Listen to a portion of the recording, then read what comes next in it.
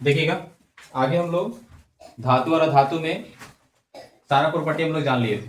धातु का भौतिक गुण, रासायनिक गुण, धातु किससे अभिक्रिया करेगा, सारा रासायनिक अभिक्रिया हम लोग जान लिए थे। और आधातु का प्रॉपर्टी हम लोग जान लिए थे। बस इसके बाद आप लोग उपधातु, थोड़ा सा छोटा सा लाइन है, छोटा टॉपिक है उपधातु का ही, जो उसे भी हम लोग जान लेंगे। उससे पहले हम लोग थोड़ा सा जानते हैं इलेक्ट्रॉनिक बिंदु संरचना। इलेक्ट्रॉनिक बिंदु संरचना क्या होता है, जिसके बारे में जानकारी आज हम लोग लेंगे। आप लोग को आशा करते हैं कि आप लोग को जो भी वीडियो पीछे मिला होगा वो आपने अच्छे तरीके से देखे होंगे या नोट्स अच्छा से आप लोग कॉपी पर उतार लिए होंगे। ठीक है, देखिएगा, इलेक्ट्रॉनिक बिंदु संरचना किसी भी परमाणु या आयन के जो बाह्यतम कक्ष में इलेक्ट्रॉनों को बिंदुओं के द्वारा दिखाया जाता है। जैसे मान लिया जाए आपने एलिमेंट्स ले लिया, जैसे सोडियम हम लेते हैं, सोडियम की परमाणु संख्या आपका 11 होता है। सोडियम की परमाणु संख्या आपका 11 होता है। अगर इसका इलेक्ट्रॉनिक विन्यास निकालिएगा, घबराइएगा मत, इलेक्ट्रॉनिक विन्यास कैसे निकलेगा जस्ट 1-2 क्लास में आप लोग को पता चल जाएगा। यानी कि 2, 8 और 1, यानी 8, 2, 10, 1, 11। तो मैंने क्या बोला कि जो बाह्यतम कक्ष में इलेक्ट्रॉनों को बिंदुओं के द्वारा दर्शाए जाते हैं। जो बाह्यतम कक्ष में जो इलेक्ट्रॉन है आपका, जैसे सोडियम है, तो सोडियम का जो बाह्यतम कक्ष में आपका है, ठीक है, सोडियम का बाह्यतम कक्ष में कितने इलेक्ट्रॉन है? एक इलेक्ट्रॉन है। यानी कि आपको धातु परवर्ती होने के लिए आपको धातु का जो बाह्यतम कक्ष में कितना इलेक्ट्रॉन होता है? 1, 2 और 3। जिन जिन एलिमेंट्स में 1, 2 और 3 होंगे वो क्या हो जाते हैं? धातु हो जाते हैं। क्या होते हैं? धातु हो जाते हैं। और आधातु के लिए आपको क्या होता है? आपको यानी कि 5, 6, 7 और 8 होते हैं। आप लोग का 4 क्या होता है? यानी कि बाह्यतम 4 क्या होता है? 4 अस्टेबल होता है, यानी कि ये दे भी सकता है और ना भी दे सकता है। क्योंकि 4 इसको किसी भी एलिमेंट्स को अपना अष्टक पूरा करने के लिए कितने इलेक्ट्रॉन की आवश्यकता पड़ता है? 8 इलेक्ट्रॉन की पड़ता है। जब इसको हम 4 आ गया इसको, तो क्या करेंगे? तो 4 अब घट रहा है, तो 4 घट रहा है, मैंने देना भी उतना आसान नहीं है और ना लेना इसको आसान है। इसलिए जो भी हमारे बाह्यतम कक्ष में 4 इलेक्ट्रॉन आते हैं वो अपने इलेक्ट्रॉनों को साझेदारी करती है, पार्टनरशिप जिसे हम लोग कहते हैं।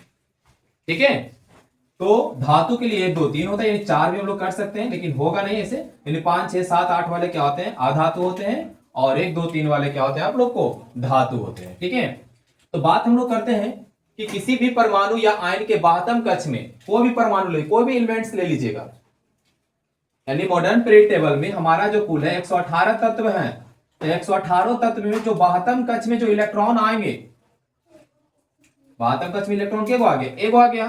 तो 1 इलेक्ट्रॉन को क्या करेगा? वो बिंदु के द्वारा दर्शाते हैं उसको। ये बिंदु ऐसा नहीं कि आप लोग कहीं भी दर्शा सकते हैं। जैसे सोडियम आपका है तो सोडियम आप यहां भी ले सकते हैं, ये सोडियम आपका है तो सोडियम आप यहां भी दे सकते हैं। ठीक है, कहीं भी आप लोग बिंदु को दर्शा सकते हैं। और इसी को हम लोग क्या कहा जाता है? उसे भी हम लोग इलेक्ट्रॉनिक बिंदु संरचना कहा जाता है। इलेक्ट्रॉनिक बिंदु संरचना का जो खोज किया था वो लुईस ने किया था। इलेक्ट्रॉनिक बिंदु संरचना जो सिद्धांत दिए थे वो कौन से वैज्ञानिक दिए थे? लुईस ने दिया था। सीधा सीधी क्वेश्चन में आप लोग को आएगा कि इलेक्ट्रॉनिक बिंदु संरचना का सिद्धांत किसने दिया था? तो देने वाले वैज्ञानिक कौन थे? लुईस थे। कौन थे? लुईस थे। ठीक है, और भी एलिमेंट्स हम दे सकते हैं, जैसे कि एलिमेंट्स की बात करेंगे, जैसे हम ऑक्सीजन की बात करते हैं, तो ऑक्सीजन की परमाणु संख्या कितना होता है? पता नहीं आप लोगों को गिनेगा। Hydrogen, helium, lithium, beryllium, boron, carbon, nitrogen, oxygen, यानी कि इसका कितना हो गया आपको? 8 हो गया। कितना हो गया आपको? 8 हो गया। आप इसका इलेक्ट्रॉनिक विन्यास निकालेगा तो इलेक्ट्रॉनिक विन्यास कितना होगा? 2 और 6। तो बाह्यतम कक्ष में कितने इलेक्ट्रॉन हो गया? 6 इलेक्ट्रॉन हो गया। यानी 6 इलेक्ट्रॉन हो गया, यानी इसको चाहिए कितना? 8। बाह्यतम कक्ष में कितने इलेक्ट्रॉन चाहिए? 8। अब सोचिए 6 देगा कि दूर किसी से छीन लेगा, है ना? 6 देना आसान है कि दूर लेना आसान है? भैया कहेगा 6 नंबर यार है, मेरे पास 6 रुपया, तो 2 रुपया किसी से हम ले लेंगे। इसलिए ये क्या हो जाएंगे? ये ऑक्सीजन क्या हो जाएगा? आधातु। क्या हो जाएंगे? आधातु हो जाएंगे। अब इसको हमको सरियाना है तो ऑक्सीजन ले लीजिएगा। यहाँ पर बाह्यतम कक्ष में 6 इलेक्ट्रॉन है, बस 6 को बिंदु 1, 2, 3, 4, 5 और ये 6। ये आपको हो गया इलेक्ट्रॉनिक बिंदु संरचना। और भी देख सकते हैं आप लोग, कोई भी एलिमेंट्स ले लीजिएगा। जैसे हम मान के चलते हैं, हम लोग क्लोरीन लेते हैं। क्लोरीन का इलेक्ट्रॉनिक विन्यास जो होता है आप लोग का क्लोरीन का इलेक्ट्रॉनिक विन्यास 17 होते हैं, सॉरी परमाणु संख्या 17 होता है। क्लोरीन का जो परमाणु संख्या कितना होता है? 17 होता है। जब आप लोग इसका इलेक्ट्रॉनिक विन्यास अगर निकालिएगा तो 2, 8 और 7 होंगे, यानी 72 कक्ष में कितना इलेक्ट्रॉन आ गया? 7। ये धातु है कि अधातु है? अधातु हो जाएंगे, है ना, क्योंकि धातु के लिए हमें 1 2 3 चाहिए, धातु के लिए 1 2 3 चाहिए। ठीक है, अब देखिएगा क्लोरीन है। अब क्लोरीन के आप लोग को इलेक्ट्रॉनिक बिंदु संरचना पर तुमको दर्शाना है, तो जितना 72 कक्ष में इलेक्ट्रॉन होंगे, यानी 7 है तो 7 को बिंदु दे दीजिएगा, बस ये हो गया। आपको ये हो गया संरचना। ये हमें देने वाले कौन थे? लुईस थे। ठीक है, चलिए ये आपको कुछ दे दिया गया है, जैसे हाइड्रोजन का है, हीलियम का, ऑक्सीजन का है, सोडियम का है, क्लोरीन का है ना। परमाणु संख्या बता दिया गया, बैलेंसी बता दिया गया, संयोजकता इसका हाइड्रोजन का 1 होता है, हीलियम का 2 होता है, और ये ऑक्सीजन का 6 नहीं बल्कि क्या हो जाएंगे? 2 होंगे। क्यों होंगे? क्योंकि 72 कक्ष में, उपकक्ष में जो इलेक्ट्रॉन को ग्रहण करता है या त्यागता है, जब कोई एलिमेंट्स किसी तत्व में, किसी एलिमेंट्स में जब इलेक्ट्रॉनों को वो ग्रहण करता है या त्यागता है, उसी को हम लोग क्या कहते हैं? बैलेंसी यानी संयोजकता कहा जाता है। ठीक है, तो इसके 72 कक्ष में कितने इलेक्ट्रॉन है? 6 इलेक्ट्रॉन है। चाहिए इसको कितना? 8 चाहिए। होने के लिए वो कितना चाहिए? 8। लेकिन क्या वो घट गया इसका? 2 गो, यानी 2 गो मांग लेगा किसी से, 2 गो मांग लेगा। तो जो ग्रहण करता है या त्यागता है वही आपको बैलेंस होता है। इसका भी कितना हो जाएगा? 2 हो जाएंगे। इसका 1 है तो ये क्या करेगा? दे देगा आसानी से।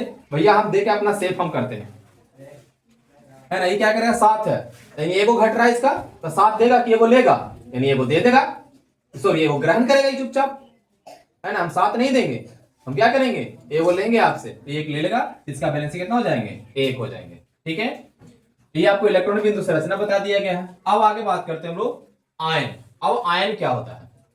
ठीक है, इस क्लास में आप लोग आयन जान जाइएगा अच्छे तरीका से।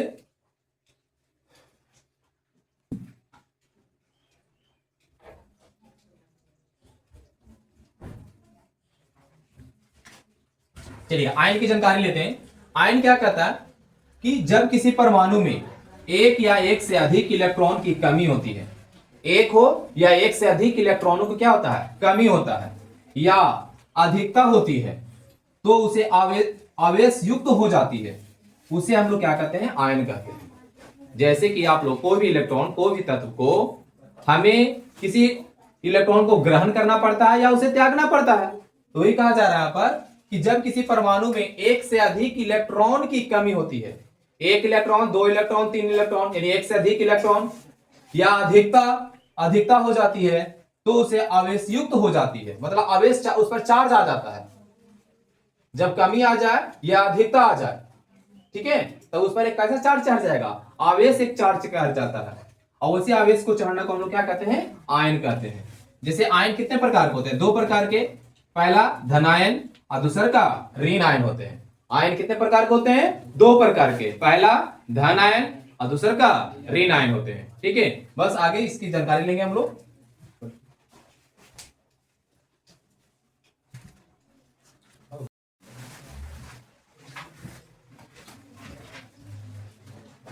देखिएगा, अभी आप लोग पढ़े कि आयन कितने प्रकार के होते हैं? 2 प्रकार के, एक धन आयन और दूसरा का ऋण आयन होते हैं। धन आयन में क्या बताया जाता है कि धन आयन क्या होता है ना, कि जिस परमाणु पर धन आवेश होते हैं, यानी जिन भी तत्व पर अगर वो धन आवेश होगा, आप पता कैसे करेंगे कि कौन सा एलिमेंट्स पर, यानी कौन से परमाणु पर धन आवेश होते हैं या ऋण आवेश होते हैं? वो सारा डिपेंड कहां चला जाएगा? आप लोग का इलेक्ट्रॉनिक विन्यास पर। जैसे आप लोग निकाल सकते हैं, आप लोग इस सोडियम निकाल रहे थे अभी कि सोडियम का परमाणु संख्या 11 होता है। जब इसका इलेक्ट्रॉनिक विन्यास निकालिएगा तो क्या हो जाएगा? इसका 2 8 1, तो 1 इलेक्ट्रॉन क्या करेगा? ये त्याग देगा। 1 इलेक्ट्रॉन को क्या करेगा? ये त्यागता है। तो 1 इलेक्ट्रॉन को त्याग देगा, मतलब इसके पास ज्यादा पैसा है, तन दूसरा को दे रहा है वो। ठीक है, तब इस पर क्या लग जाते हैं? प्लस चार्ज लग जाएगा। क्या लग जाएगा? 1 प्लस चार्ज, यानी जे इलेक्ट्रॉन को त्यागेगा उतना पर प्लस चार्ज लग जाएगा। ठीक है, तो ये क्या हो जाएंगे? ये धनायन हो जाएगा। क्या हो जाएगा? ये धनायन हो जाएंगे। ठीक है, वही कहता है कि जिस परमाणु पर धन आवेश रहता है उसे हम लोग क्या कहते हैं? धनायन कहते हैं। जब कोई परमाणु जब कोई भी परमाणु इलेक्ट्रॉन को त्यागता है, जैसे इसके पास 2, 8 और 1 था, तो एक इलेक्ट्रॉन को क्या कर रहा है, त्याग रहा है, एक इलेक्ट्रॉन को किसी दूसरा को दे रहा है वो। तो जब किसी दूसरे एलिमेंट्स को त्यागता है, या जब कोई परमाणु अपने इलेक्ट्रॉन को त्याग रहा है, त्यागेगा कब, जब उसके पास ज्यादा इलेक्ट्रॉन है। इसको होने के लिए हमको कितना चाहिए, मान लीजिए अगर नहीं त्यागेगा तो किसी भी एलिमेंट्स को पूरा होने के लिए, अपना अष्टक पूरा करने के लिए 8 इलेक्ट्रॉन चाहिए। कि 72 कक्षा में 8 इलेक्ट्रॉन होगा तो अपना अष्टक पूरा कर लेगा, परंतु ये 8 पूरा नहीं कर पाया है, क्योंकि 72 कक्ष में इसका 1 आ गया है। आप सोचिए कि 72 कक्ष में इसका 1 इलेक्ट्रॉन है और चाहिए इसको कितना, 7 गो। तो सोचिएगा, एगो ही देना आसान है इसके लिए कि 7 को लेना आसान है, यानी एगो देना आसान है इसके लिए, एगो तुरंत फटाक से ना दे देगा, है ना। तो जो इलेक्ट्रॉन को देता है, जो परमाणु इलेक्ट्रॉन का देगा, वो धन आयन होते हैं। क्या होते हैं वो, धन आयन होते हैं। याद रहेगा इस चीज में ना, ये चीज पता कर लीजिएगा आप लोग अच्छे तरीका से। आगे देखते हैं, यानी जब कोई परमाणु इलेक्ट्रॉन का त्याग करता है उसे धन आयन कहते हैं। आगे आप लोग का है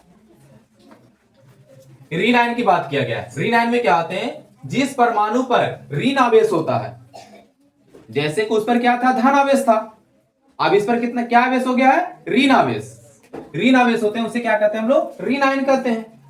जैसे आप लोग लिखिएगा क्लोरीन है, तो क्लोरीन पर माइनस होता है, और माइनस क्यों होता है, क्योंकि क्लोरीन का हमें अगर परमाणु संख्या की बात करेंगे तो क्लोरीन का परमाणु संख्या कितना होता है, 17। अगर इलेक्ट्रॉनिक विन्यास निकालना चाहेंगे तो 2, 8 और 7, तो 72 कक्ष में कितना इलेक्ट्रॉन आ गया, 7 गो।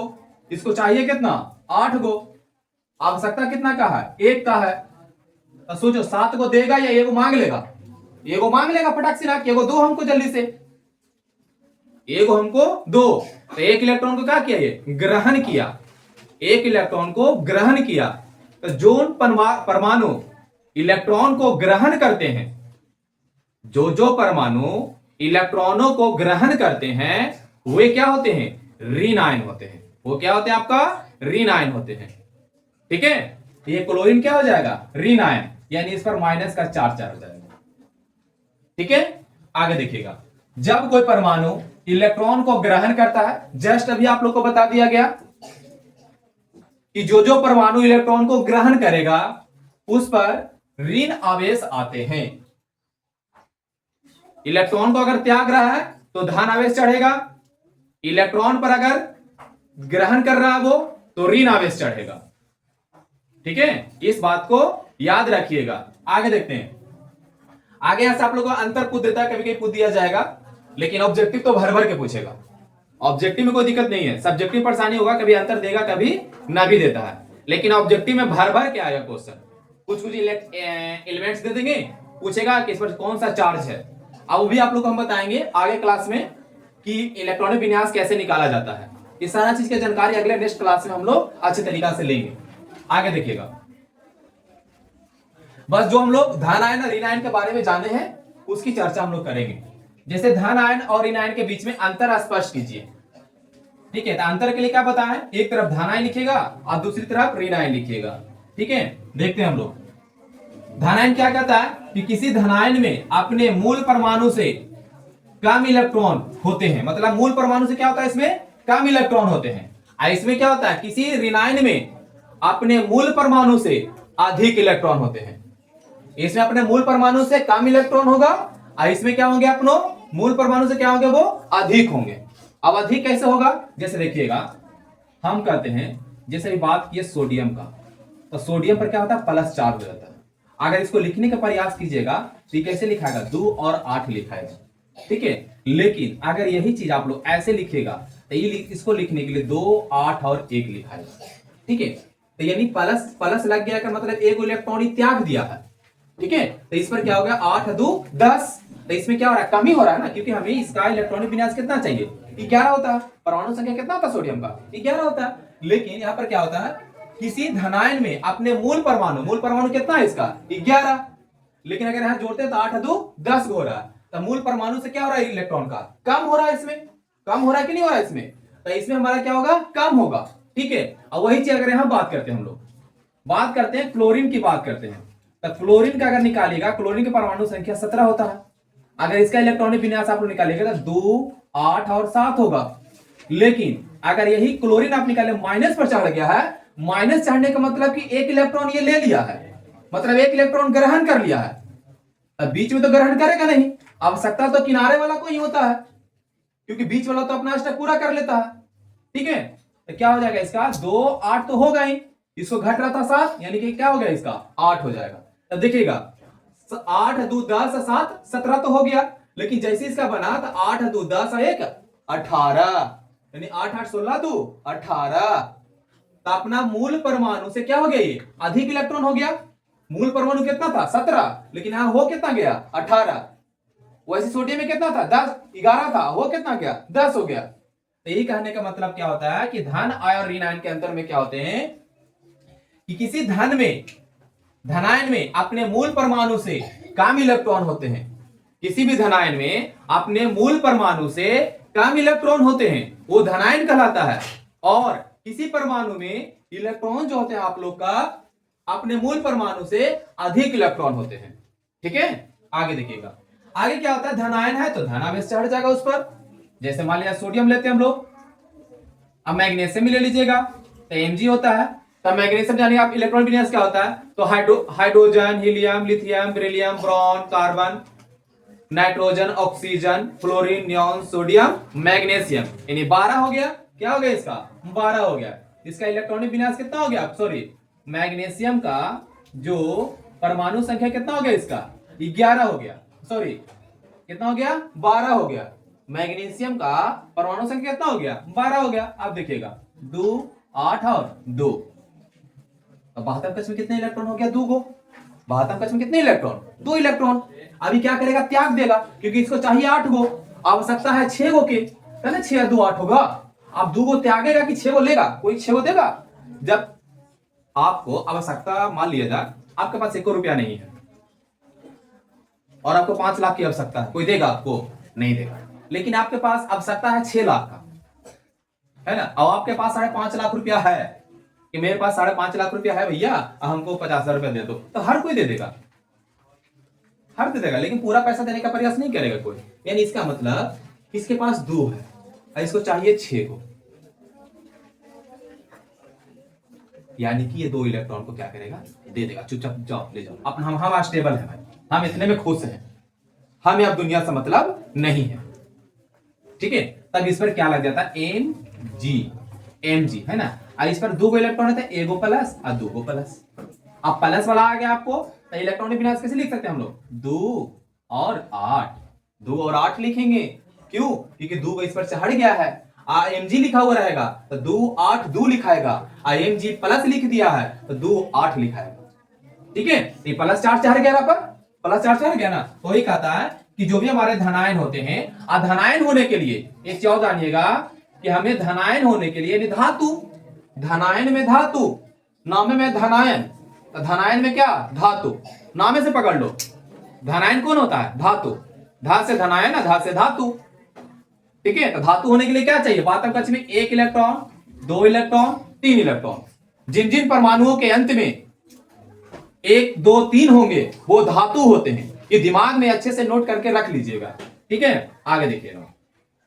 और ऋण आयन में क्या होता है, ऋण पर क्या होते हैं ऋण आवेश होते हैं। ऋण पर क्या होगा ऋण आवेश होगा, ऋण पर क्या होंगे वो ऋण आवेश होंगे।